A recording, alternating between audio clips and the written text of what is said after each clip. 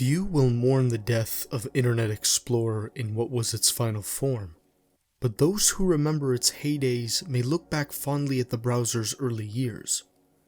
Its story is a fascinating one to say the least, and serves as a cautionary reminder that the rapid pace of technology's spread can turn one mistake into a series of fatal errors. So, where do we begin this story? In the 90s, of course.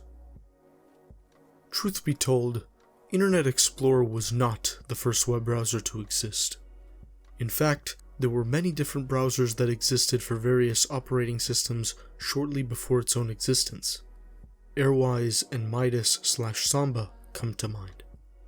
But the most well-known browser, one that would directly face off with Internet Explorer during a time of the 1990s infamously labeled the Browser Wars, was NETSCAPE, created in December of 1994, and of course, a huge success, with millions upon millions of downloads within just hours of its release. 25 years ago, over 90% of internet users used only one browser, and Netscape Navigator was it. Its place in history has been ever present. The rise was so dramatic, in fact, that people at the time referred to using the World Wide Web as using Netscape. However, success invariably draws unwanted attention, and in this case, it would draw the aggressive attention of Microsoft, the undeniable king of the software world. In August of 1995, Microsoft would launch Windows 95, and bundled along with the software came the first version of Internet Explorer. They viewed the internet as a highway, and for them, the Internet Explorer was the toll gate which would control access to said highway.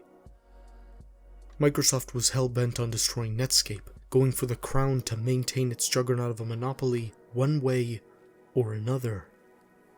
With their superior financial strength, Microsoft would make the one move that would accomplish Netscape's destruction with the release of Internet Explorer 4 in October of 1997 being free to consumers. It was universally loved and a huge success. The first browser war was over right then and there, and Microsoft had won. By the following year, 1998, Netscape 3.0 only had a market share of just 8%, contrasted to Internet Explorer 4's, which was a staggering 90%.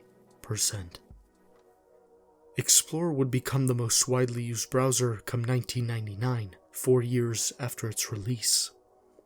But its popularity would bring a set of its own challenges that it just wouldn't be able to recover from later on. What could go wrong? Netscape was now a shell of what it once was, and Microsoft was the controlling power of the entire internet with an insane 95% market share by this point, so they in theory had nothing to worry about, right? Right? Well, by the turn of the century, people were becoming more and more comfortable with the internet. Sites like Amazon and eBay were looking towards shoppers taking their business online, and that meant people were tasked with entrusting their browser with sensitive personal information. And since there were no other competition for Microsoft to deal with, they simply stopped trying as hard as they once did. A grave mistake which would lead us to a downwards domino effect, infamously beginning with the release of Internet Explorer 6 in August 2001.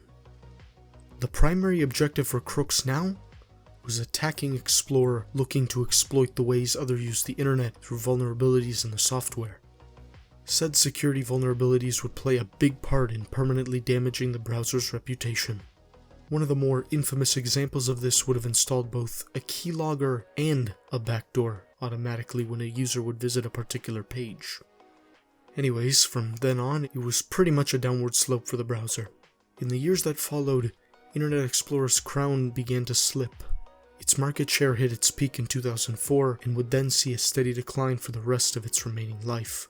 This was not only due to the distaste for Explorer 6, but also a tsunami consisting of a 5-year gap for a new version of Explorer, and most importantly, the rise of new browsers, like Mozilla's Firefox browser in 2002, which, ironically speaking of, was built on the foundation of what remained of Netscape, and Google's Chrome browser in 2008. This would inevitably trigger a second browser war, one that Internet Explorer would lose, and lose badly. It would continue to fall in market share right up until Microsoft finally pulled the plug altogether with the final version of the browser, Internet Explorer 11, in 2013.